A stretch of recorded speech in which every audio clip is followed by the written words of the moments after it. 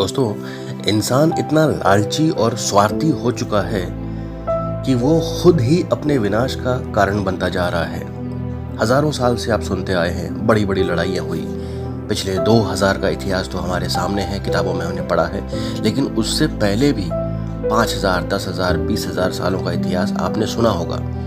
रामायण और महाभारत से ये चला ही आ रहा है। इंसान को दूसरे का हिस्सा क्यों चाहिए? दूसरे की जमीन जायदाद क्यों चाहिए? क्या वो अपने हिस्से में खुश नहीं रह सकता? क्या इंसान के पास जो है उसमें खुशी नहीं ढूंढ सकता? लेकिन नहीं, सदियों से ऐसा ही चला आ रहा है। हर किसी को दूसरे का हिस्सा चाहिए। दूसरे के हिस्से को हड़पने के लिए वो शाम दाम दंड भेद छल कपट सब कुछ करने को तैयार है। हथियार उठाने को तैयार है, युद्ध करने को तैयार है, तलवार चलाने को तैयार है, मार काट करने को तैयार है, और हजारों सालों से यही चलता आ रहा है। अगर महाभारत में दुर्योधन ने एक गांव भी पांडवों को दे दिया होता तो शायद महाभारत का युद्ध नहीं होता। ऐसा ही दिखाया गया है।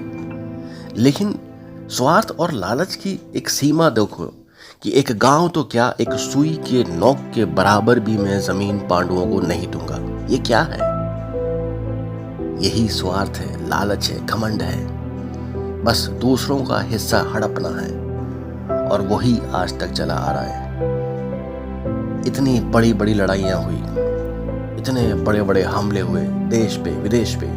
हर किसी को दूसरे का देश हड़पना है, हर किसी को दूसरे की जमीन हड़पनी है, हर किसी को दूसरे का खजाना हड़पना है। जिन्होंने हड़पा वो सब चले गए, सब मर गए। वो खजाना वहीं का वहीं पड़ा हुआ है। न जाने कितना ही खजाना समुद्र में दफन हो गया। जब एक फौज अपना खजाना लेकर दूसरी तरफ जा रही है, रास्ते में हमला हुआ, सब मर गए और खजाना समुद्र के पैंदे में डूब गया। पूरा का पूरा जहाज तबाह करके समुद्र में डुबा दिया गया। जितना खजाना आज धरती पे है उससे कहीं 10 गुना ज्यादा खजाना समुद्र के पैंदे में डूबा हुआ है। वो जहाज जो डुबा दिए गए, लुटेरों के हमलों ने एक दूसरे को छीन नहीं पाए, मरने से पहले डुबा दिए। न जाने कितना ही खजाना आज धरती पे गड़ा हुआ है। ऐसे ही छुपा के लोग मर गए। क्यों? क्योंकि एक को दूसरे का खजाना चाहिए। क्यों चाहिए? वो सब लोग मर गए। जिन्होंने दूसरे का हड़पने की कोशिश की, चाहे वो कामयाब हुए चाहे नहीं हुए, सब मर गए। सदियां चलती आ रही है। बड़े बड़े योद्धा आए, हमला किया, दूसरों को तबाह किया, उजाड़ा, लूट लिया और मर गए। क्या वो चैन से जी पाए? नहीं। शायद जब सिकंदर को यह एहसास हुआ था कि वो पूरी जिंदगी सिर्फ युद्ध ही करता आया है, कभी चैन से सोया ही नहीं, तभी तो उसने हथियार छोड़े थे। उसको तो एहसास हुआ, न जाने कितने ही योद्धाओं को एहसास भी नहीं हुआ। बड़े बड़े देश बस छोटे छोटे देशों पे हमला करते रहते हैं, लूटते रहते हैं, दूसरे की जमीन दबाते रहते हैं। एक न एक दिन सबको चले जाना है। वो पहाड़, वो नदी, वो झरने, वो सब वहीं खड़े रहेंगे। उन पे दावा ठोकने वाले, उन्हें लूटने वाले, दूसरों का हिस्सा हड़पने वाले सब चले जाएंगे। फिर ये सब किस लिए? क्या इंसान चैन से जी नहीं सकता? न जाने कब समझ में आएगी इंसान को, और शायद जब तक आएगी तब तक बहुत देर हो चुकी होगी। जो इतने बड़े बड़े युद्ध हुए, वही आज युद्ध सामाजिक लेवल पर हम देख रहे हैं। आज वो मुगल हम पे हमला नहीं करते, अंग्रेज हमला नहीं करते, वही का वही हमला आज आम जीवन में हर इंसान पर हो रहा है। उसे पता ही नहीं है कि वो भी एक युद्ध का हिस्सा है। वो कैसे? क्योंकि उसके हिस्से का भी कोई ना कोई छीनने को तैयार बैठा है। कोई छीन रहा है, कोई लुट रहा है, कोई लूट रहा है। आज भी इंसान इतना लालची और स्वार्थी है कि बस उसे दूसरे का हिस्सा चाहिए। अगर गलती से आप बीमार पड़ गए और किसी प्राइवेट अस्पताल में भर्ती हो गए, आपकी किस्मत खराब है, आप भर्ती हो गए, तो बस ऐसी लूट मचती है कि जिंदगी भर जितना आपने कमाया है सब एक ही दिन में लूट लिया जाए। न जाने कितने तरह के टेस्ट, न जाने कितने तरह के ऑपरेशन बता दिए जाएंगे, ना चाहते हुए भी आपको 10 दिन जमा कर देंगे। सब कुछ लूट लिया जाएगा आपका। ये क्या है? ये युद्ध नहीं तो क्या है? पहले तोप, तलवार, बंदूक लेकर आते थे और लूट लेते थे। आज बड़े ही सिस्टमैटिक और लीगल तरीके से लूटा जा रहा है। कोई कुछ नहीं कर सकता। गलती से आप किसी कानून के लफड़े में फंस गए और किसी कचहरी में चले गए, बस ऐसी लूट मचती है कि जिंदगी भर जो आपने कमाया है सब कुछ लूट लिया जाएगा, बिना किसी तलवार, तोप और हथियार के दम पर, बिना हमला किए सब कुछ लूट लिया जाएगा। इसे कहते हैं इनडायरेक्ट वॉर, अपरोक्ष युद्ध जो आप पर थोपा गया है, आपको पता ही नहीं चलता। ये क्या है? इंसान इतना लालची और स्वार्थी कैसे बन गया है? कैसे? इतना सेल्फिश क्यों?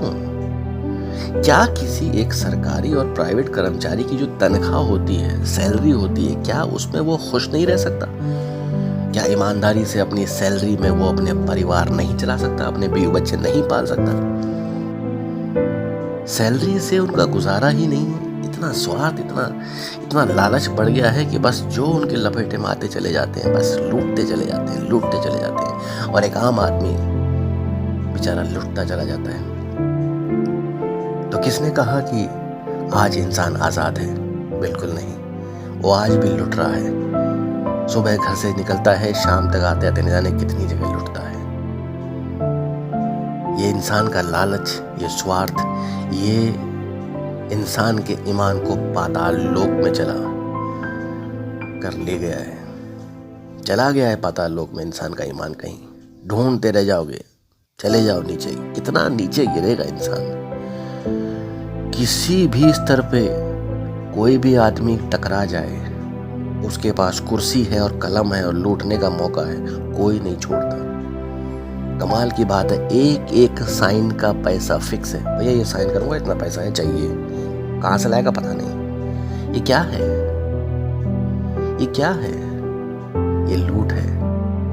पहले तलवार तोपों से लूटते थे, आज कलम से लूटते हैं। जिसके पास भी साइन और मोहर लगाने की पावर है, वो समझो उसके हाथ में बंदूक है, बंदूक की नोक पे लूट लेगा, आप कुछ नहीं कर पाओगे।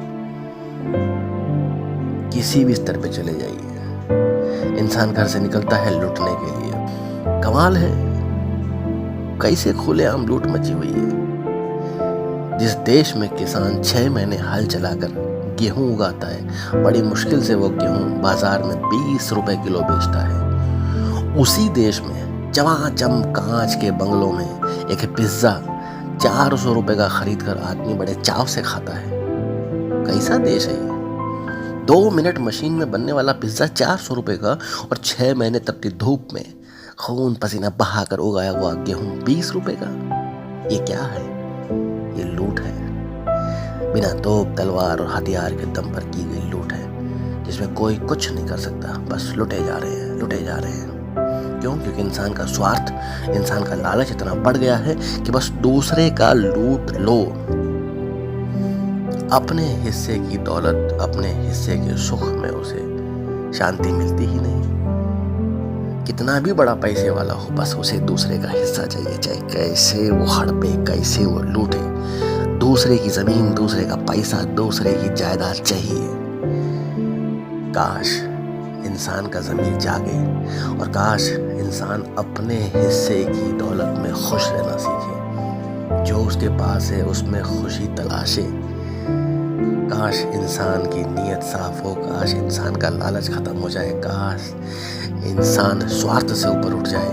आहा, इस दुनिया को स्वर्ग बनते देर नहीं लगेगी। मुझे हैरानी है इस बात को जानकर कि दुनिया में आज भी कितने ही मुल्क ऐसे हैं, शायद 20 या 25 हैं, जिनके पास अपनी कोई सेना नहीं है, जिनके पास अपनी कोई आर्मी नहीं है, क्योंकि उन्हें अपने आप को दूसरे देशों से प्रोटेक्ट करने के लिए आर्मी की ज़रूरत ही नहीं है। यूरोप के कुछ देश हैं ऐसे, लगभग 20-25 देश, जिनकी आर्मी नहीं है। सब देश अपनी अपनी बाउंड्रियां फिक्स करके बड़े शांति से रहते हैं। कोई किसी की दूसरी की बाउंड्री में क्रॉस जाता ही नहीं है। लोग बॉर्डर पे आते हैं, खड़े होते हैं, दूसरे लोगों से हाथ मिलाते हैं और बड़े खुशी खुशी अपने घर चले जाते हैं। वाह, क्या नज़ारा है।